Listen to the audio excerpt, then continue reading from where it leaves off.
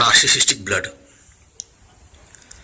किसी ने पूछा है कि नार्सिसिस्ट खुद को इंजोर करके अपना ब्लड बाहर क्यों निकालते हैं।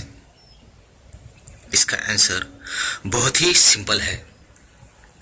तो चलिए देखते हैं इसका आंसर आज के इस वीडियो में।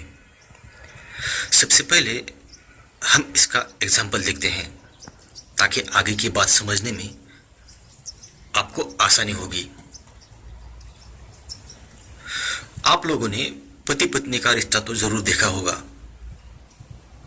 उनके इस रिश्ते में कभी ना कभी लड़ाई झगड़े तो होती ही है, लेकिन जब कभी पति पत्नी के बीच लड़ाई होती है तो अक्सर पत्नी लड़ाई के बाद या उस लड़ाई के दौरान खुद को इंजोर करती है, जैसे अपने मुंह पर अपने ही हाथों से थप्पड़ मारना या खुद का मुंह नोचना या फिर ब्लेड से या किसी और नोकीली चीज से खुद के बॉडी पार्ट्स पर घाव करना या हाथों की नसें काटना जैसे बहुत सारी हरकतें करती है।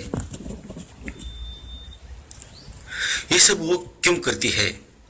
तो इसकी पहली वजह होती है खुद का एंगर बाहर निकलना। इसकी दूसरी वजह होती है कि सामने वाले इंसान को, मतलब अपने पति को, वो चोट नहीं पहुंचा सकती क्योंकि वो फिजिकली पति के सामने वीक होती है। और इसकी तीसरी वजह होती है उस एंगर को आउटलेट देना ताकि एंगर कंट्रोल में रहे। मतलब इस तरह की हरकत करके खुद के गुस्से को वो पत्नी आउटलेट देती है ताकि एंगर कंट्रोल में रहे। बस यही होता है। और एक बात रहेगी, फीमेल नेचर।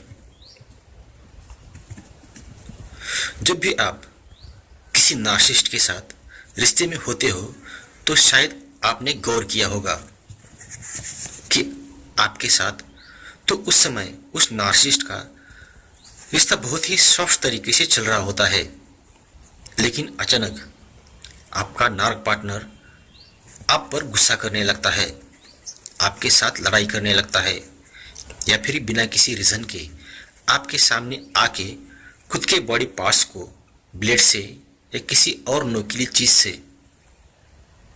जब तक ब्लड नहीं निकलता तब तक घाव करने लगता है। अगर आप पूछोगे ऐसा क्यों, तो इसका जवाब आपको नहीं मिलेगा। बस खुद को आपके सामने इंजोर करके वहां से निकल जाएंगे। इसका जवाब आपको बिल्कुल नहीं देंगे। तो इसका रीजन होता है या तो आपने उन्हें एंगर दिया है या फिर उसके किसी और पार्टनर ने उसे एंगर दिया है, जिसकी वजह से खुद के बॉडी पार्ट्स पर घाव करके ये उस एंगर को आउटलेट देना चाहते हैं। मतलब आपके समझ में आ गया होगा। जब भी एक नार्सिसिस्ट किसी भी रीजन से बहुत ज़्यादा हर्ट होता है या डिप्रेस होता है या अपसेट होता है या बहुत ज़्यादा एंगर में होता है, तो उस एंगर को ये लोग कंट्रोल नहीं कर पाते।